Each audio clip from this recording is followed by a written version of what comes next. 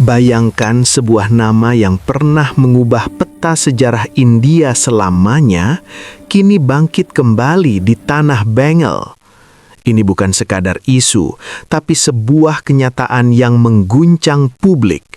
Fondasi telah diletakkan, batu pertama tertanam, dan dana donasi mengalir bak air bah hingga mesin penghitung uang pun menyerah. Apakah ini murni gerakan iman, ataukah ada badai politik raksasa yang sengaja dibangun untuk meledak di tengah pemilu? Simak pengakuan mengejutkan di balik Masjid Babri, Murshidabad. Assalamualaikum, selamat datang kembali di channel Cahaya Umat, pusat informasi tajam dan mendalam. Hari ini, kita membedah fenomena yang membelah opini publik di India, pembangunan kembali Masjid Babri. Sebelum kita telusuri aliran dana miliaran ini, mohon dukungan kalian dengan klik tombol subscribe, nyalakan lonceng notifikasi, dan like video ini. Setiap dukungan kalian membantu kami terus menyuarakan fakta di tengah simpang siur berita. Mari kita mulai perjalanan ini. Pastikan kalian tonton sampai akhir. Di tengah hijaunya lanskap Murshidabad, Benggala Barat, sebuah keputusan besar telah diambil oleh Humayun Kabir, seorang politisi vokal sekaligus mantan menteri di kabinet Mamata Banerjee. Ia tidak sekedar membangun tempat ibadah, melainkan secara sadar memilih nama yang syarat akan beban sejarah, Masjid Babri. Bagi masyarakat India, nama Babri bukan hanya tentang arsitektur, melainkan simbol luka kolektif, perdebatan hukum selama puluhan tahun, dan peristiwa tahun 1992 di Ayodhya yang mengubah wajah politik India selamanya. Keputusan Kabir untuk membangun replika atau masjid dengan nama yang sama di tanah Bengal bukanlah sebuah kebetulan.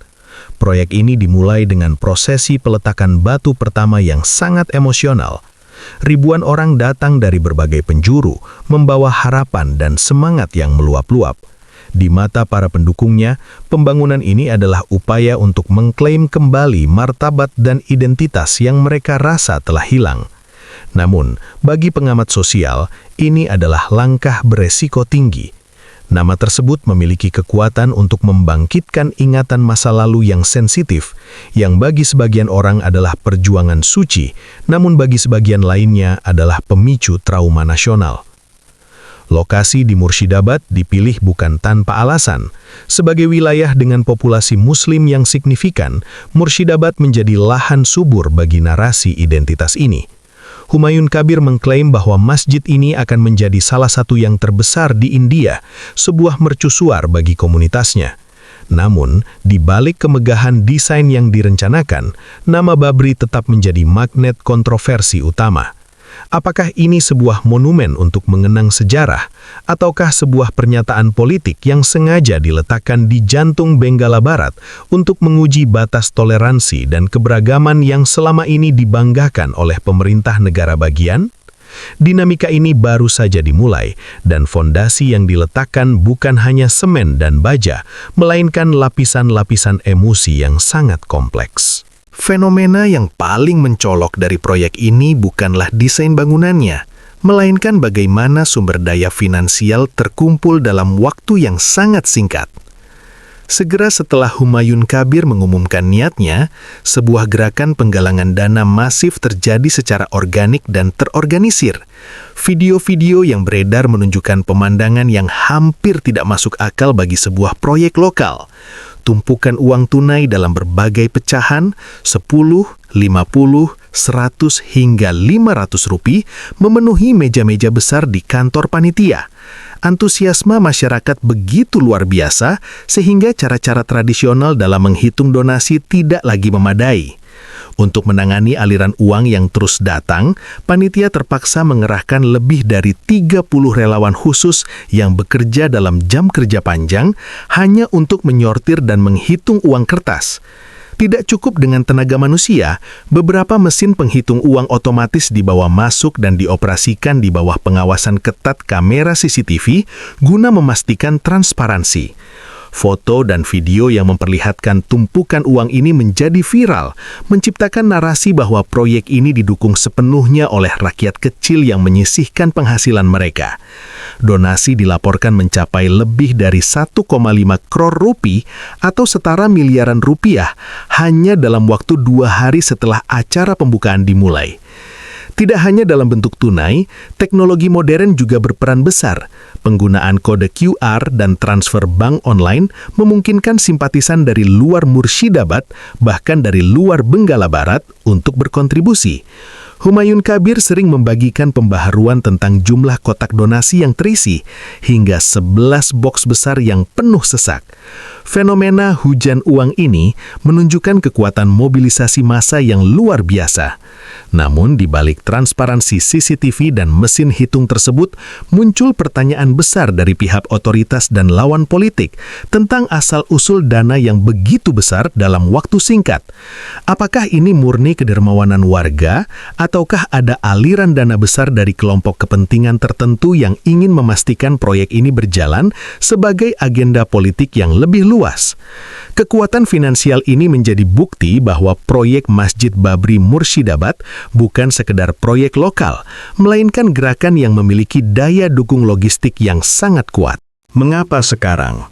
Pertanyaan ini menghantui setiap analisis politik di India. Benggala Barat dikenal sebagai salah satu wilayah dengan dinamika politik paling panas, terutama dengan pemilihan umum yang sudah di depan mata. Humayun Kabir, sang inisiator, bukanlah sosok baru. Dia adalah pemain politik berpengalaman yang tahu persis bagaimana cara menggerakkan massa. Dengan membangun Masjid Babri, ia secara efektif menempatkan dirinya sebagai pembela kepentingan komunitas Muslim di Bengal, sebuah langkah yang bisa menggeser pengaruh partai penguasa negara bagian, Trinamool Congress atau TMC, maupun partai nasional seperti Kongres dan BJP. Dalam wawancaranya, Kabir selalu menekankan bahwa tindakannya adalah murni religius dan tidak ada hubungannya dengan politik kursi. Namun, sulit bagi para pengamat untuk memisahkan proyek mercusuar ini dari ambisi politik jangka panjang. Dengan menggalang kekuatan di 135 kursi potensial dan menjalin komunikasi dengan tokoh-tokoh seperti Asaduddin Owaisi, Kabir seolah sedang membangun benteng politik baru menggunakan narasi Masjid Babri sebagai perekatnya. Di sisi lain, bungkamnya Kepala Menteri Mamata Banerjee terkait masalah ini menambah lapisan misteri. Apakah pemerintah negara bagian membiarkan ini terjadi untuk menjaga suara pemilih, atau mereka justru terjebak dalam dilema antara penegakan hukum dan sensitivitas agama? Politik identitas selalu menjadi pedang bermata dua di India. Di satu sisi, pembangunan ini dianggap sebagai pemenuhan hak beragama yang dijamin konstitusi. Di sisi lain, pemilihan nama Babri dianggap sebagai taktik polarisasi yang sengaja dilakukan untuk membelah suara pemilih berdasarkan agama. Jika benar ini adalah strategi politik, maka Masjid Babri di Murshidabad akan menjadi titik sentral dalam kampanye mendatang. Ini bukan lagi soal di mana orang akan berdoa, tapi tentang bagaimana identitas digunakan sebagai alat tawar-menawar di panggung kekuasaan. Ambisi Kabir untuk menjadi pemimpin utama bagi komunitas Muslim di Bengal kini sangat bergantung pada keberhasilan proyek ini, menjadikannya sebuah pertaruhan politik paling berani di abad ini. Langkah Humayun Kabir tidak dibiarkan tanpa tantangan.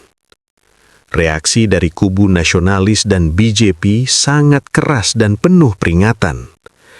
Pemimpin senior seperti Giriraj Singh menuduh bahwa pembangunan masjid dengan nama Babri adalah bagian dari agenda tersembunyi untuk menciptakan ketidakstabilan di India.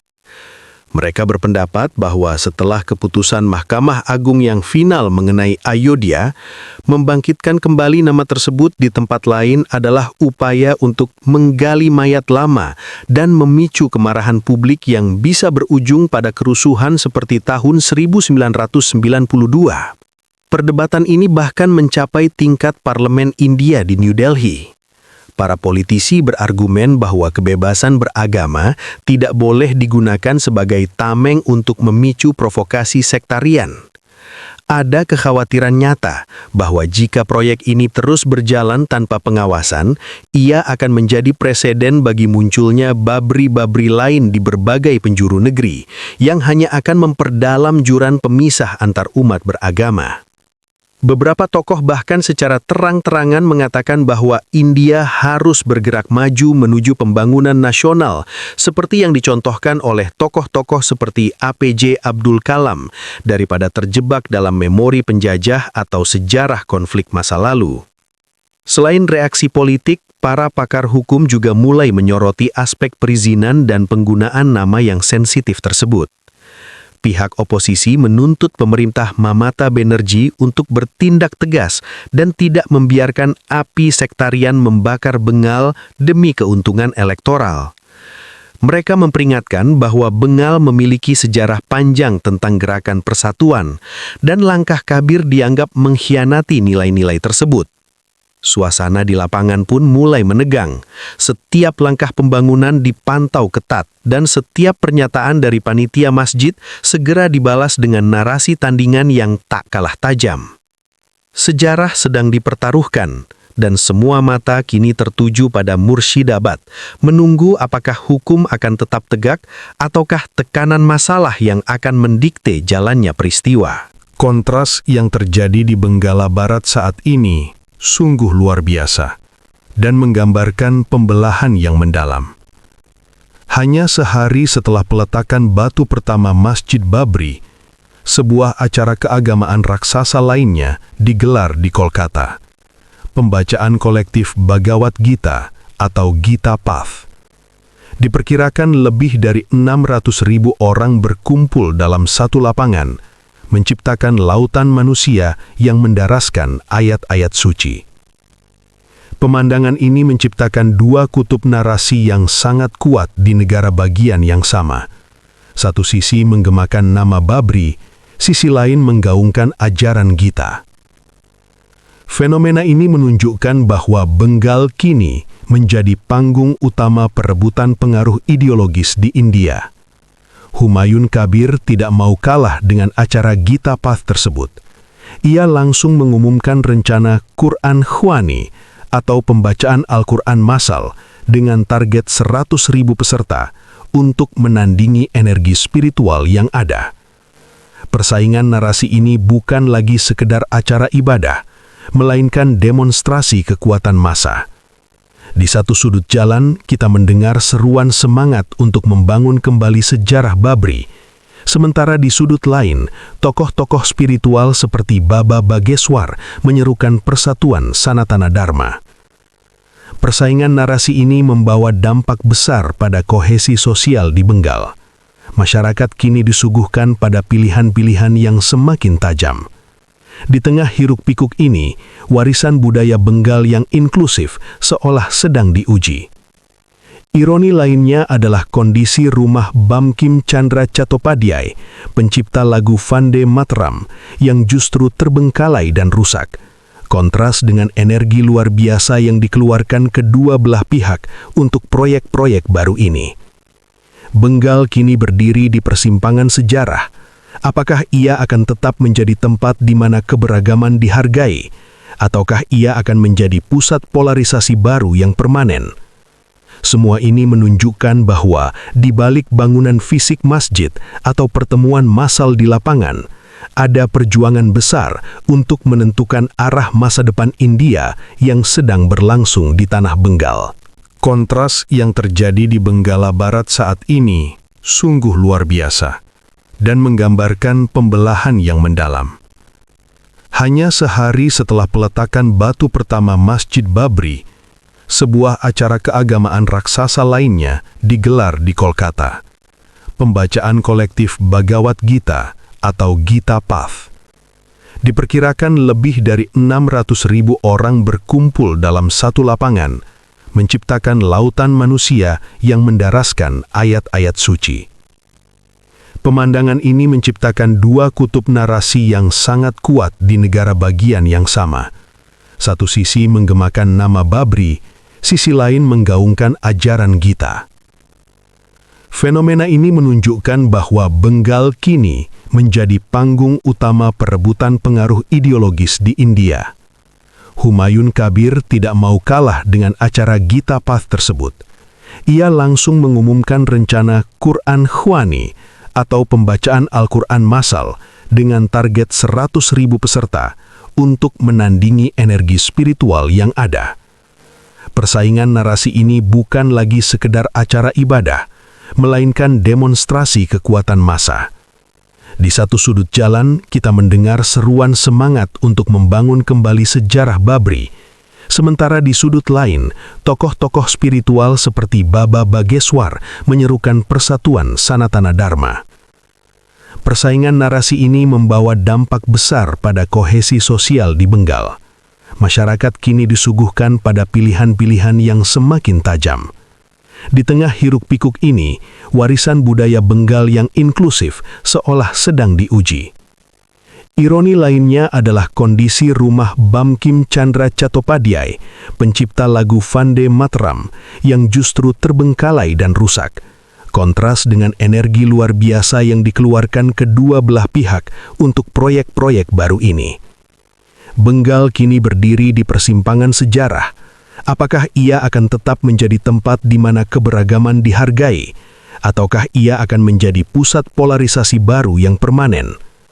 Semua ini menunjukkan bahwa di balik bangunan fisik masjid atau pertemuan massal di lapangan, ada perjuangan besar untuk menentukan arah masa depan India yang sedang berlangsung di tanah Bengal. Sahabat Cahaya Umat, apa yang terjadi di Benggala Barat hari ini adalah pengingat penting bagi kita semua. Pembangunan Masjid Babri di Murshidabad dan segala kontroversi yang menyertainya menunjukkan betapa kuatnya pengaruh sejarah dan politik dalam kehidupan kita. Pesan moral yang bisa kita ambil adalah, di tengah derasnya arus informasi dan upaya polarisasi, kita harus tetap menjadi pribadi yang kritis dan tenang. Persatuan sebuah bangsa tidak dibangun di atas beton dan semen, melainkan di atas rasa saling menghargai dan kedamaian hati. Mari kita jaga kedamaian ini, agar tidak ada lagi darah atau air mata yang tumpah demi ambisi kekuasaan. Terima kasih telah menyimak pembahasan mendalam ini sampai detik terakhir. Jangan lupa berikan opini kalian di kolom komentar secara bijak. Kami sangat ingin mendengar sudut pandang kalian. Jika kalian merasa konten ini bermanfaat, silakan bagikan ke teman-teman kalian. Sampai jumpa di video informatif berikutnya. Tetap cerdas, tetap damai, dan salam.